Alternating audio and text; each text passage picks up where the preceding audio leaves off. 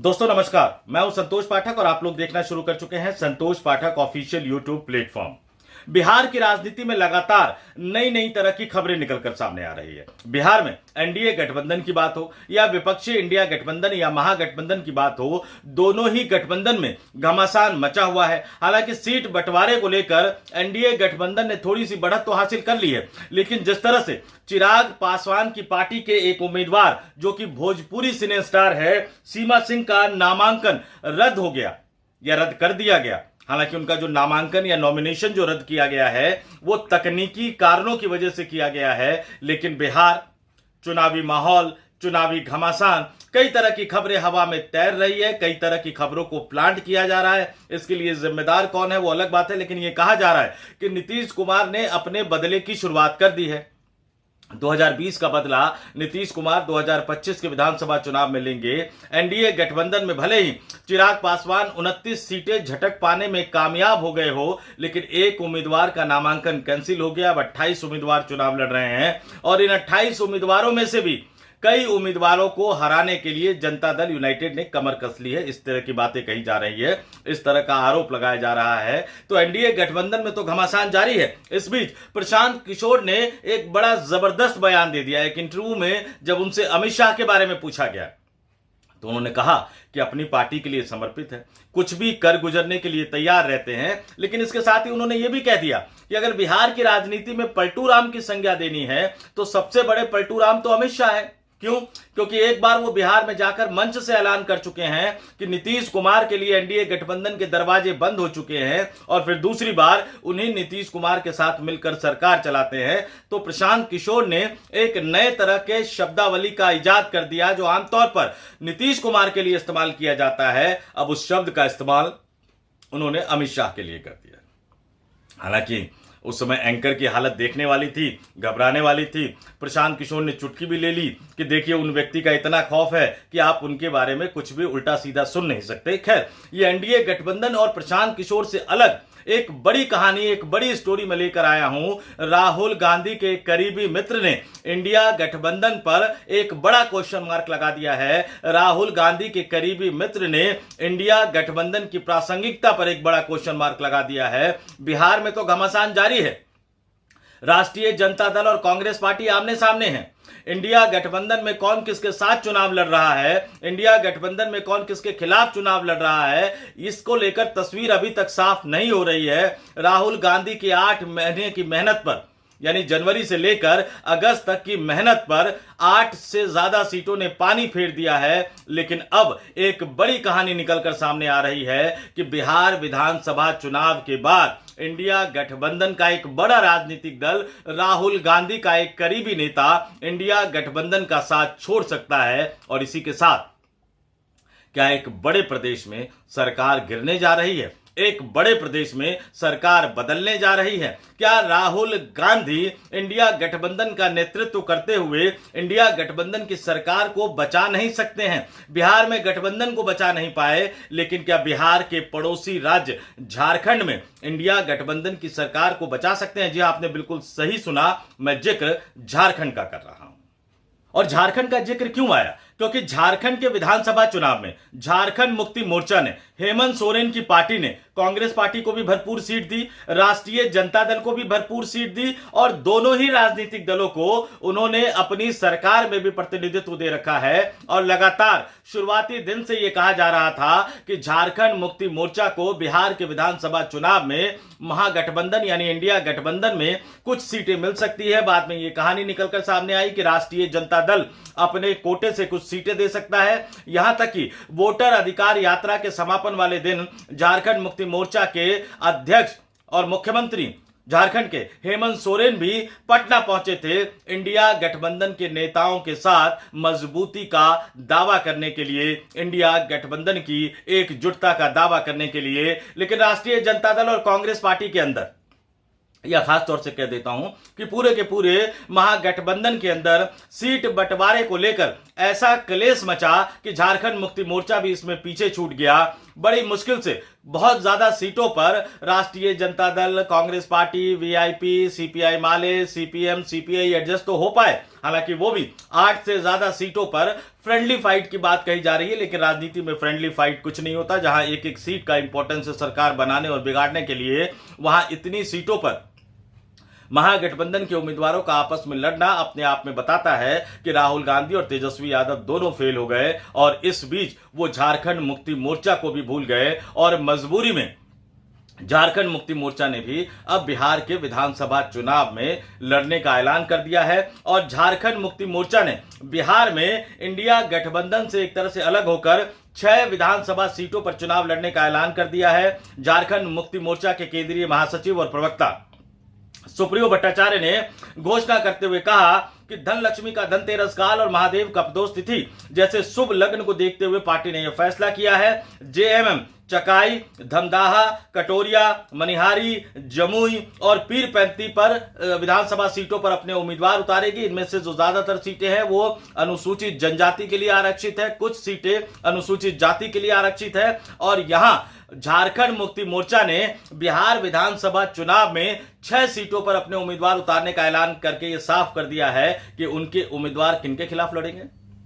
NDA गठबंधन के खिलाफ तो लड़ेंगे ही, लेकिन उन सीटों पर इंडिया गठबंधन में शामिल राजनीतिक दल भी चुनाव लड़ रहा है। तो सीधे तौर पर यह कहा जाए कि झारखंड मुक्ति मोर्चा बिहार में इंडिया गठबंधन से अलग हो चुका है और सुप्रियो भट्टाचार्य ने इसका ऐलान भी कर दिया। उन्होंने सीधे सीधे झारखंड मुक्ति मोर्चा के साथ धोखा करने का आरोप लगाया, झारखंड मुक्ति मोर्चा को धोखा देने का आरोप लगाया और कांग्रेस से ज्यादा वो राष्ट्रीय जनता दल पर हमलावर नजर आए, तेजस्वी यादव पर हमलावर नजर आए।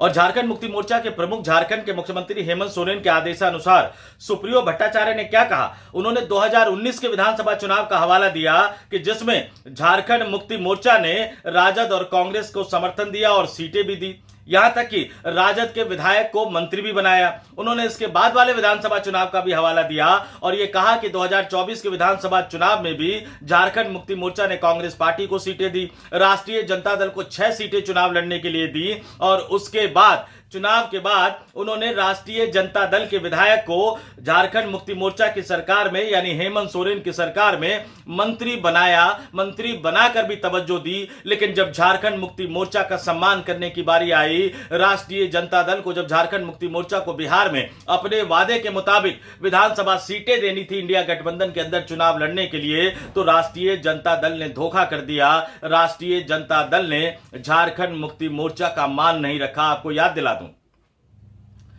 कि लालू यादव और झारखंड मुक्ति मोर्चा के संबंध अविभाजित बिहार में भी थे। हेमंत सोरेन के पिता झारखंड के पूर्व मुख्यमंत्री शिबू सोरेन लालू यादव की सरकार को समर्थन दे चुके थे एक जमाने में और दोनों के संबंध पुराने जमाने में से थे। लेकिन इसके बावजूद राष्ट्रीय जनता दल का झारखंड मुक्ति मोर्चा को बिहार में विधानसभा चुनाव लड़ने के लिए सीटें न दे पाना, हेमंत सोरेन इस अपमान को पचा नहीं पा रहे हैं और 6 सीटों पर चुनाव लड़ने का ऐलान करके उनकी पार्टी ने बिहार में राष्ट्रीय जनता दल यानी तेजस्वी यादव यानी लालू यादव के परिवार के खिलाफ एक तरह से मोर्चा खोल दिया है दोस्तों। और झारखंड मुक्ति मोर्चा के नेता यहीं तक नहीं रुके, उन्होंने यहां तक कह दिया कि बिहार विधानसभा चुनाव के बाद यानी 14 नवंबर को जब नतीजे निकलेंगे उसके बाद वो झारखंड में भी गठबंधन को लेकर विचार विमर्श करेंगे। हालांकि झारखंड विधानसभा का गणित कुछ और ही कहानी कहता हुआ नजर आता है। झारखंड की जो विधानसभा है, अगर मैं बताऊं 81 सदस्यीय विधानसभा, जाहिर तौर पर बहुमत के लिए आपको 41 विधायकों का समर्थन चाहिए। हालांकि अगर मैं मोटे तौर पर कहूं तो 41 नहीं, आपको 42 विधायकों का समर्थन चाहिए झारखंड में अपनी सरकार को बचाए रखने के लिए। और इसमें पूरे महागठबंधन यानी इंडिया गठबंधन की बात करूं तो 55 विधायक हैं इनके पास, लेकिन झारखंड मुक्ति मोर्चा के पास सिर्फ 33 विधायक है। यानी झारखंड मुक्ति मोर्चा के पास अपने दम पर बहुमत नहीं है।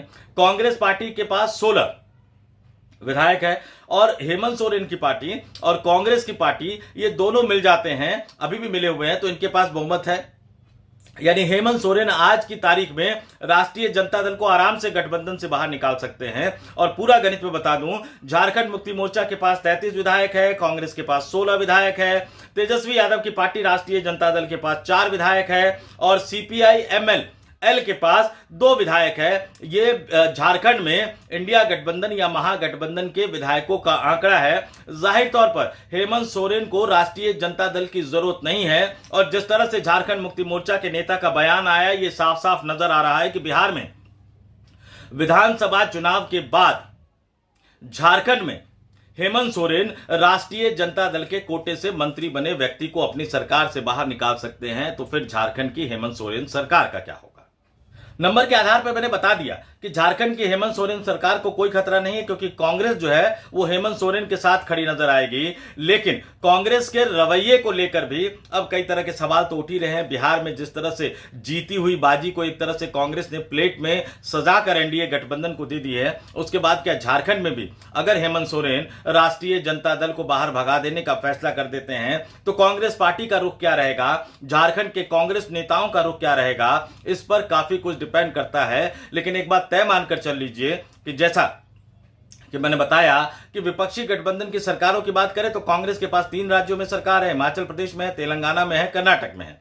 अन्य विपक्षी शासित मुख्यमंत्रियों की बात करूं तो पश्चिम बंगाल में तृणमूल कांग्रेस ममता बनर्जी का शासन है। कांग्रेस के साथ उनके संबंध कैसे हैं ये तमाम लोग जानते हैं। तमिलनाडु में डीएमके के एमके स्टालिन मुख्यमंत्री हैं, लेकिन कांग्रेस पार्टी की क्या राजनीतिक हैसियत है तमिलनाडु में, ये हम और आप सभी जानते हैं। उत्तर प्रदेश में भी अखिलेश यादव को लेकर कांग्रेस पार्टी में के अंदर एक गुट ऐसा है जो बार बार इतनी ज्यादा सीटें लेने की वकालत करता रहता है जो अखिलेश यादव दे नहीं सकते। तो 2027 के विधानसभा चुनाव में उत्तर प्रदेश में क्या होगा अभी से हम कुछ कह नहीं सकते, और यहीं पर यह कहानी निकलकर सामने आती है। और झारखंड भी विपक्षी गठबंधन की सरकार है जिसका पूरा गणित मैं आपको बता चुका हूं। लेकिन बिहार विधानसभा चुनाव में जिस तरह से तेजस्वी यादव और राहुल गांधी आमने सामने आ गए हैं, उसने एक बार फिर से इंडिया गठबंधन की एकजुटता पर सवाल खड़े कर दिए हैं। बिहार विधानसभा चुनाव का नतीजा जो भी हो, अगर झारखंड में भी उठापटक शुरू होती है तो निश्चित तौर पर इंडिया गठबंधन में शामिल एक बड़े राजनीतिक दल के नेता के तौर पर, लोकसभा में विपक्ष के नेता के तौर पर राहुल गांधी की जिम्मेदारी बनती है। भले इसके लिए कांग्रेस पार्टी के अंदर मौजूद बीजेपी के स्लीपर सेल जिम्मेदार हो या राष्ट्रीय जनता दल के अंदर मौजूद भारतीय जनता पार्टी के स्लीपर सेल जिम्मेदार हो। तो इस स्टोरी में इतना ही। कमेंट करके आप जरूर बताइएगा कि बिहार को लेकर झारखंड में किस तरह के हालात बन सकते हैं आने वाले दिनों में, उसको लेकर आपका क्या मानना है, और क्या वाकई बिहार में इंडिया गठबंधन ने जीती हुई बाजी हार ली है और इसके लिए जिम्मेदार कौन है, राहुल गांधी, तेजस्वी यादव या फिर कोई और। लेकिन इतना तय है कि विपक्षी गठबंधन की एकजुटता के लिए आने वाला समय एक बड़े खतरे के रूप में सामने आ रहा है, और अगर बहुत तेजी से फैसले नहीं लिए गए राहुल गांधी के द्वारा, तेजस्वी यादव के द्वारा, इंडिया गठबंधन में शामिल अन्य राजनीतिक दलों के द्वारा, तो फिर विपक्षी गठबंधन को एकजुट रख पाना बहुत ज्यादा आसान नहीं होगा। तो इस वीडियो में इतना ही। मुझे यानी संतोष पाठक को दीजिए इजाजत। वीडियो पसंद आया तो लाइक कीजिए, शेयर कीजिए, ज्यादा से ज्यादा लोगों तक पहुंचाइए। कमेंट करके जरूर बताइए कि ये वीडियो आपको कैसा लगा, और हाँ, संतोष पाठक ऑफिशियल यूट्यूब प्लेटफॉर्म को सब्सक्राइब जरूर कीजिएगा। और अगर आप मेंबर के तौर पर ज्वाइन कर सके तो हमारे इस यूट्यूब मंच को मेंबर के तौर पर भी ज्वाइन कीजिएगा। और एक अपील आग्रह और करूंगा, अगर आपने वीडियो देख लिया, वीडियो पसंद आ गया तो 2-4 लोगों को बढ़ाइए ताकि वीडियो की रीच बढ़ सके, ताकि ज्यादा से ज्यादा लोग इस वीडियो को देख सकें। तो इस वीडियो में इतना ही। मुझे यानी संतोष पाठक को दीजिए इजाजत। नमस्कार, धन्यवाद।